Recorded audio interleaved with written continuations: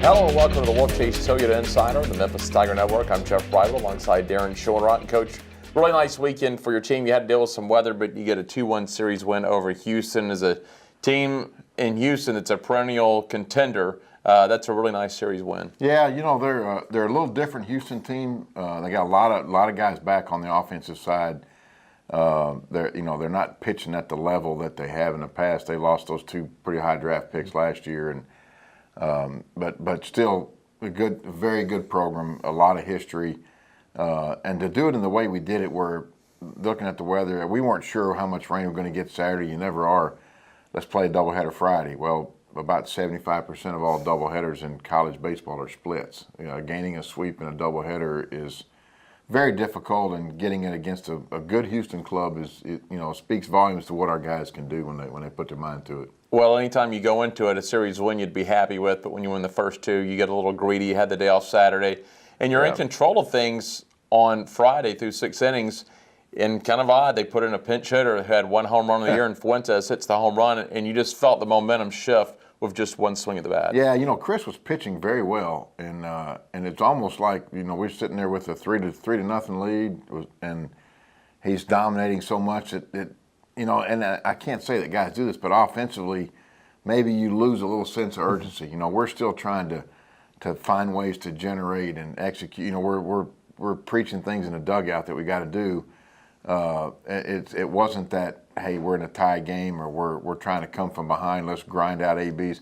I don't think our guys were not trying. They just weren't as sharp offensively, and because Chris was having so many quick innings, just dominating, and then the 1 swing puts us on our heels a little bit, and then we walked 3 guys the final 3 innings, and all 3 of those guys scored.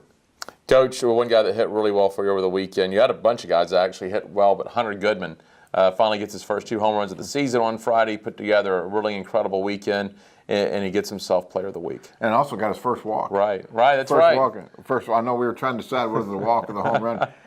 And as a coach, I was hoping the home run would come first because I want him to swing.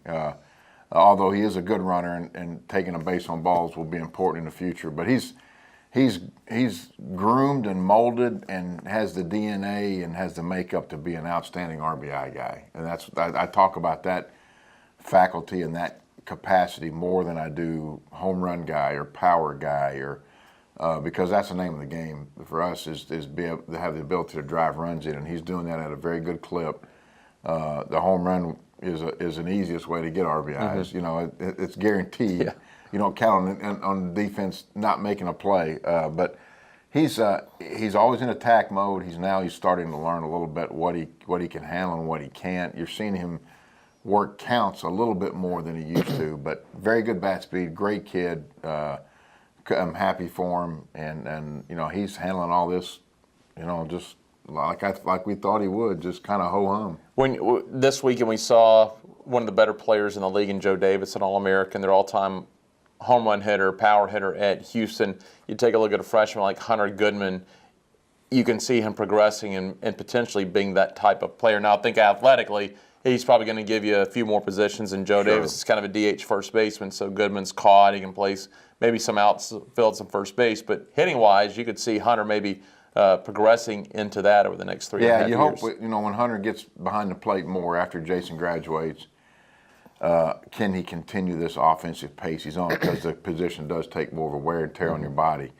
But he's worked very hard on his body. He's transformed his body now from what it looked like even a year ago, and I think he's preparing for the future for us to push a little more defensive pressure on him and still maintain the offensive things he has going. But I think he will, and if he does, as a catcher putting up those kind of numbers, the draft potential is really skyrockets. So, but I'm happy. I'm happy for Hunter.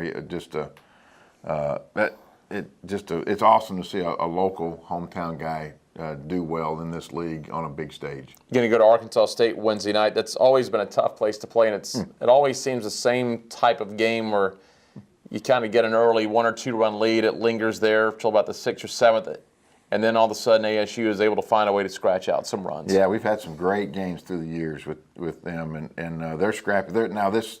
this is probably the most complete offense that they've had in a while. We were both very similar teams last year, and and this year now they've got 5 guys with over 20 RBIs. They've got a guy with 25 stolen bases. They've got more home runs than we do. They're playing offense at a very good clip, and it's not one-dimensional. It's multifaceted. So you got to hold the running game. You got to pitch down. You got to understand who you want to pitch around.